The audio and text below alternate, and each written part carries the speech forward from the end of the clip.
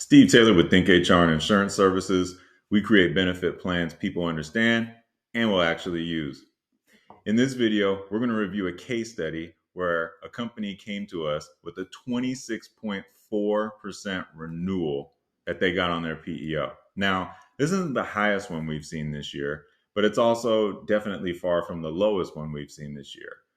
Now, we're going to go through in this case study some of the options that they have and what the cost difference will be. When we work with the director of HR, it ended up being close to almost a $300,000 or $400,000 savings when we look at it. So let's dive right on in.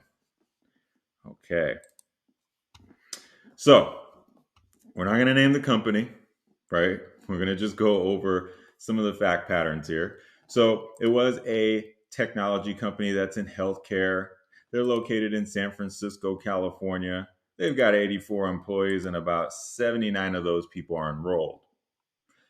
Again, on this particular case study, we're just going to review the benefits cost for the medical and what happened here. Because a lot of people we see, they get high renewals. So this was a group where they decided to go with the PEO. We also quoted them at the same time before they decided to go with the PEO. We quoted them on an open market plan.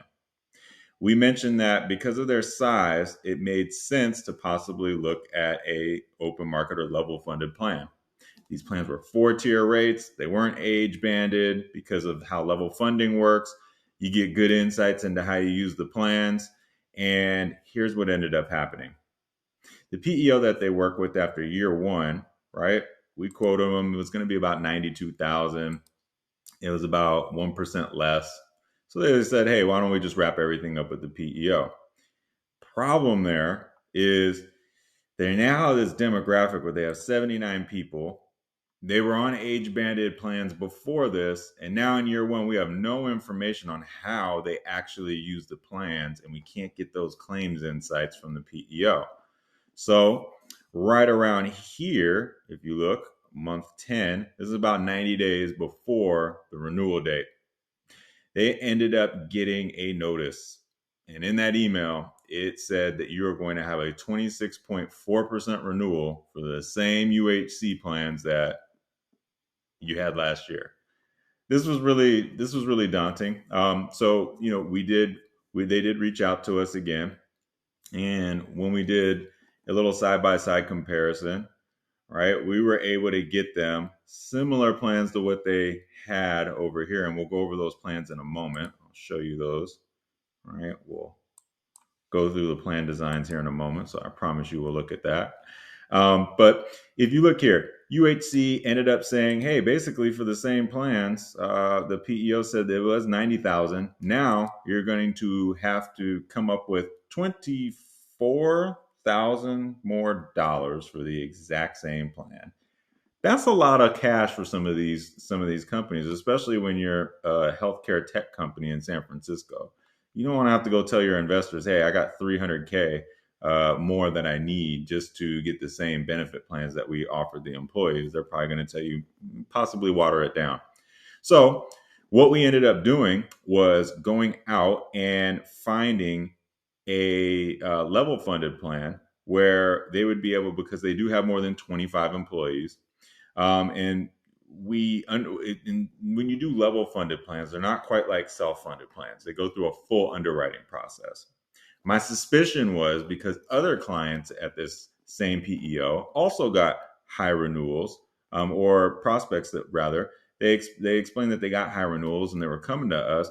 We pretty much figured that something happened with their book of business at UHC, right? So they probably raised some of their rates. Now, when we did the level funded plans for very similar plan designs, you end up seeing that, they go from 114 and they would have been quoted at 100,000, right?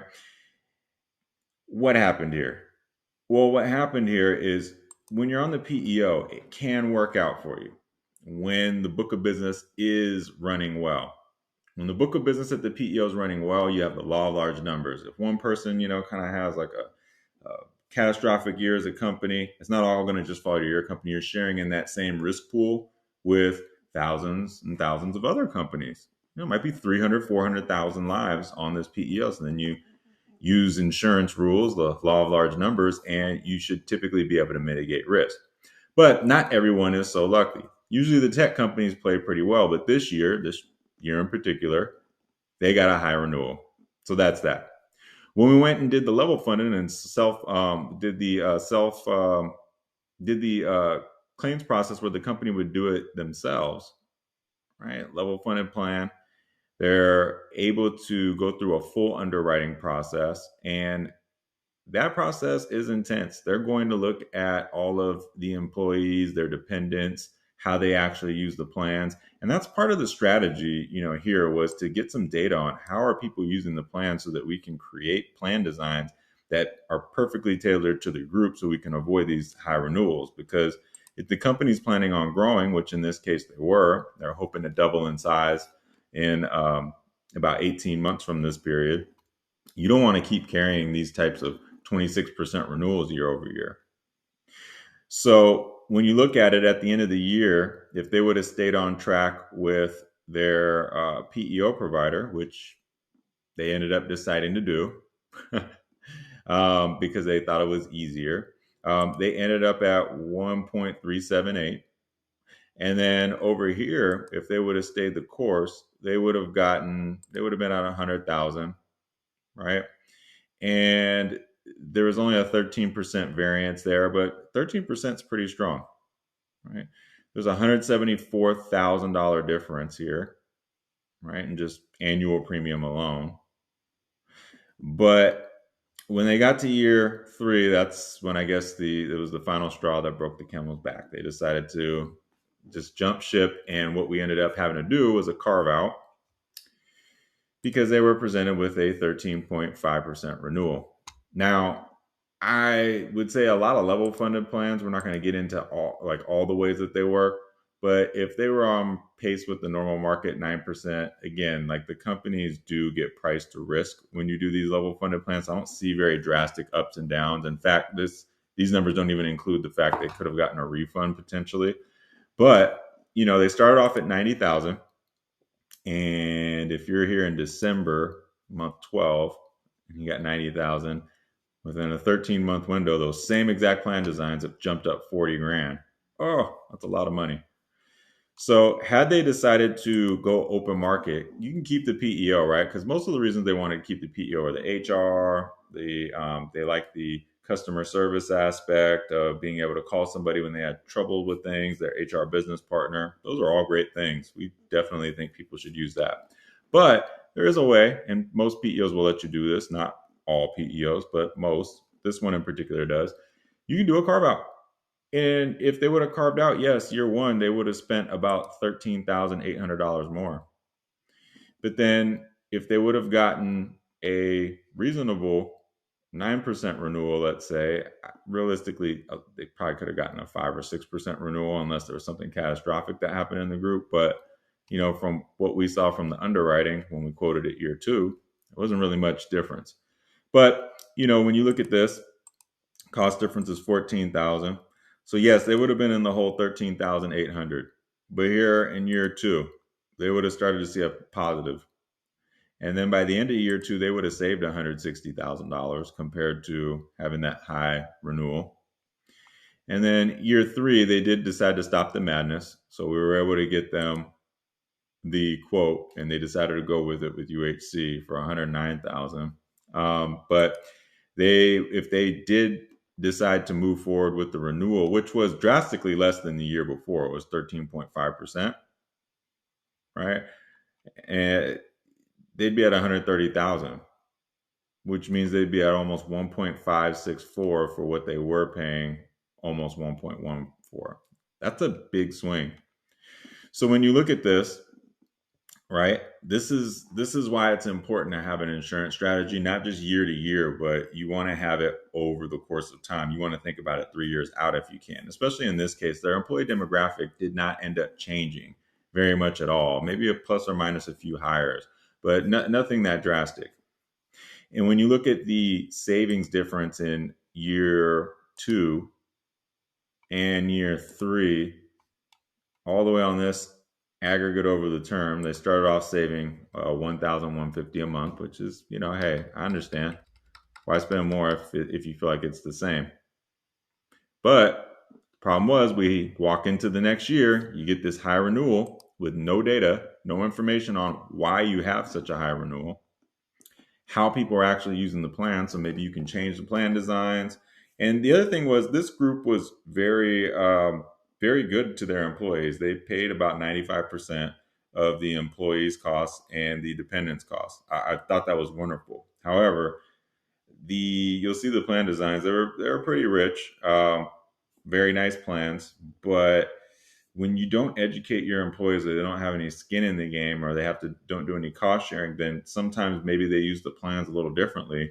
In this case, if they're not using the plans and you're getting these high increases from the PEO, why offer these same great benefits? Why not take that money and allocate it somewhere else? Maybe put 400K more into their 401ks, or put some money elsewhere. But nonetheless, year one, they would have walked out 13,800 had they stayed on the open market and done a level funded plan. Year two, they would have saved 160,000 from the deficit of 13,800, because this is month 24. We're comparing if they had decided to move forward right in the beginning with the open market plan versus not. Now we're assuming a 9% and 9%. What's the difference here? Why are we doing this? The PEO, you have no idea, right, how they're running their book per se and what's going to happen. You just don't. You don't know if their book's running hot because they were putting a lot of lives, because they're about to have a liquidity event. You don't know, there's a lot of reasons why this could happen or not. Maybe they didn't negotiate a great contract. Maybe they have a lot of claims that they weren't prepared for and they had to bump some people out. Maybe your SIC code is no longer a favorable SIC code for their next 5-year strategy. Who knows, right? The point is you don't have any control over that. In this case, with this size company, it makes sense to start saying, hey, what can we control? Because age banded, plans that are, on the open market, I mean, hey, at most they're going to renew. I think I saw, Blue Shield, highest one they've had in years, a rate increase in years, and it was like 13% or so for some people. So yeah, if you even looked at this and said, hey, what if they were worst case scenario, 13%? Worst case scenario again, 13%. Oh, no, that's too much. All right, you're still 271,000 up. You're up 271,000 over the course of 3 years. We're going to stick with 9 because that's, it's real life. Okay. So yeah, when you go through this and you see the difference, that's 14,000 a month. Look, that's also a salary for some clients. Like to put on somebody brand new, you might be able to hire an engineer. Could be some extra runway. Over time, when you get to this spot where you're at 130,000 for the exact same plans, and I'll show you these plans in a second, they're not very different. In fact, there's some reasons why they're better. But when you look at the difference in cost, I mean, it's 21,000. 21,000. So had they stayed the path, and even with the 9% renewal, 109,000 would have been where they were at. It would start off at 90,000. It'd be at 109,000 36 months later. I mean, that's a big swing. It's better to go from 91,000 to 110,000, which is what, $19,000 swing, versus 91,000 to 130,000. That's a $39,000 swing. That's a big difference. So look, that's part of the reason why when you're looking at the open market, if you do have an opportunity on a PEO to benchmark it against the open market, you do want to do that. You want to map out the numbers and start thinking strategically about where your workforce is going to go. That's partially why I think HR should be tied together with the benefits plan. If you're not talking about total rewards, total comp, we're looking at these different. Look, the reason why these people got pretty good quotes each year compared to what they had was likely because they're not really using the plans the way that the PEO thought that they were using the plan. So you're definitely then paying for somebody else's stuff. Now, these are the plan designs. So when we look at the plan designs, you've got this is this year's plan that they ended up deciding to go with, and same plan we've been looking at for the most part. There's a couple of things that changed this year versus last year, but this is the PEO's UHC offering, and then this is the offering that they got on a level funded plan. So funding type PEO. I mean, look, this is getting a little too deep into the weeds here. And then you have level funded. The plan types are both PPOs. They're both on the UHC network, UHC Choice Plus network, right? So this is the new plan, the employer sponsored plan. This one here is the PEO plan. The deductibles are $1,500 each. The family deductibles $3K each. This is in network. The co-insurance 70%, 80%. Look, a lot of people do focus on these items. Yes, they are important, but really, like, my main goal is to say, one, how are people using the plans? That does dictate what's important here or not. The deductible at 1,500 I think is very reasonable, very fair. The co-insurance 70, 80. I'm not going to knock the PEO. I think that that's a fine co-insurance rate. It's completely okay. Why? Well, because when you look at this out-of-pocket maximum of 5,000 for the salaries these people were making on average over 120, 130K a year, I think that that's fine. The 5,000, that's not going to put anybody in the poorhouse. But it is still money. But look, if you get hit by a bus 9 times or had like a really bad year, 5,000 and 5,000, that's good. Office visits, the copays don't go towards your deductible or out of pocket max. So look, the copays are the copays. They're a little bit cheaper. Why are they cheaper here? Well, if you look at office visits, specialty visits, if you look at how this plan is designed, it's more designed towards, like preventative care, incentivizing people to do that. Why did we do that? Well, we picked a plan like this because at the end of the day, people weren't really going to the doctor much, maybe because they're younger, because there wasn't a ton of families on the plan.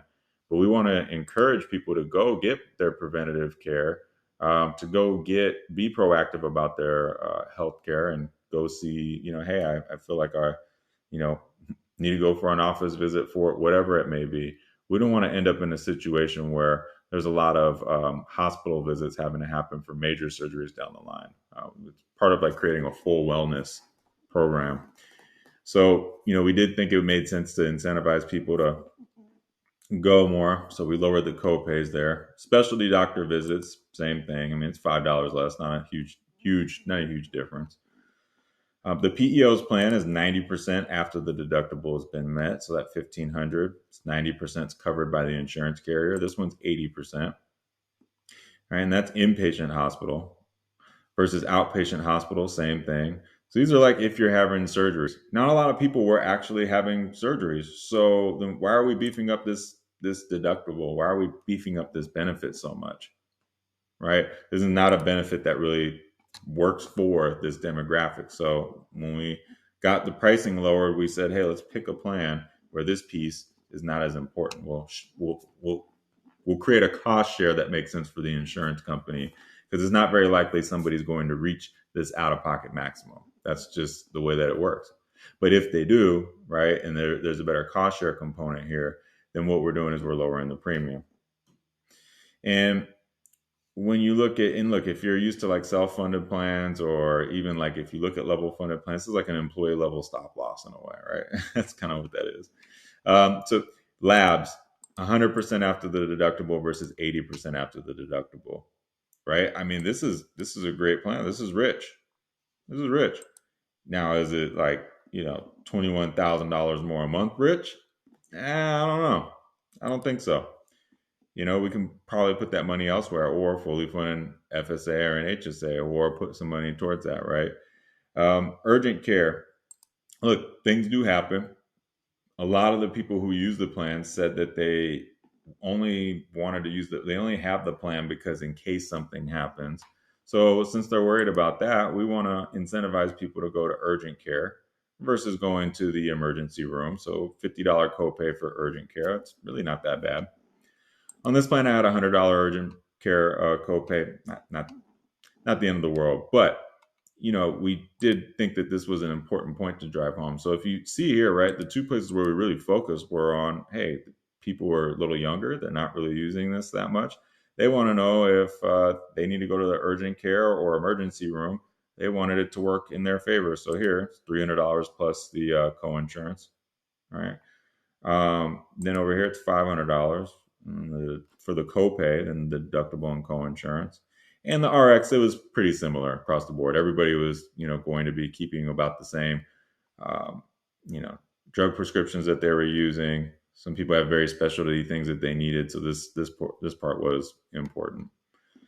So again, like a lot of similarities, some differences, but when you can design the plan in a way that works for the demographic, then you can make some good deals with the insurance companies. That's kind of what your broker is supposed to be in place to do, is help you through that process. But look, if there's no data and you're on the small group or all your claims are hidden inside the PEO, I mean, there's no way to do it. How are you going to do it? How do you know how these people actually use the plans? You certainly shouldn't ask. You can't ask them. You can't ask them, hey, do you got gout? Hey, are you planning on getting pregnant this year? You can't do it. But if you're able to take some of the claims history, right, and look at it, then hey, like that ends up being a good strategy over time. That's why we want to think about this more like 3 years. Out of network, we'll go over some of the highlights. They're pretty much the same, except for the deductible. So there is employees in this group that are in multiple states. They're all over the place. Yes, they are headquartered in California. They do have about 30 or 40 people in California, but everybody else is in Colorado. They're in Florida. They're in New York. They're in, I believe, Georgia. They're in Illinois. There are some folks in Idaho, Texas. That's why UHC is actually a great choice for this group.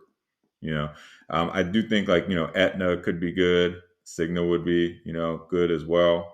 But UHC for this group made a ton of sense. And look, when you look at the out of network benefit, you have 6,000, 3,000, 12,000, 6,000. Why? Well, because the employees were out of state in Colorado. And those areas, there's a lot of hospitals that can be considered out of network. And it's not that easy to go to in-network hospitals if you live about an hour and some change outside the city. So for this specific group and their demographics, it made sense for us to negotiate that part down. But we did keep the out-of-pocket maximum the same for the employees. Again, think about that like a stop loss. At the most they'll pay is $20,000 and $10,000 if they're a single person. But the co-insurance, all that's the same, because at the end of the day, we want to incentivize people to go in-network so that the rates with the providers are lower, but we're keeping the same network plans. It's a PPO. The difference is a PEO. Their plan is self-insured. They manage that whole piece. They have all the data locked in to those claims. Can't tell how your group is using it, but they will pass on those benefits increases to you if they feel like they need to for the good of the group. And over here, you have more control, and it's more about designing the plans and customizing them to the needs of your employees. And again, doing that can make a big difference. If they would have started on the plan, even though it was $1,000 more, but they had all the information, even at a 9% renewal with zero credit that they would get as a level funded plan back on the account year 2, year 3 for renewing. That's with zero credit. I'm estimating at 9%. I mean, even that's a little bit high, I think, for a level funded plan. But let's say 9%, they would have saved $413,000 that they could have put towards anything else. Anything else. That's like almost $5,000 an employee. $5,000 over the course. They could have put, almost like $1,500 or so per person, a little bit more than that, towards their HSA each year. Maybe even drive these premiums down a little bit more. And if people aren't using the hospitals or aren't using their medical care plan, they could have rolled that over, or they could have contributed that to their 401k and watched that money compound. But the point of the matter is, in this case study, if you do get a 26.4% renewal on your PEO, there is a way that you can potentially get out of it. There's a way to make people happy with any budget as long as you know what you're doing. Schedule 30 minutes on my calendar and let's have an honest conversation about what's possible for your group and your budget. Thank you for watching, and I hope to talk to you soon. Best of luck.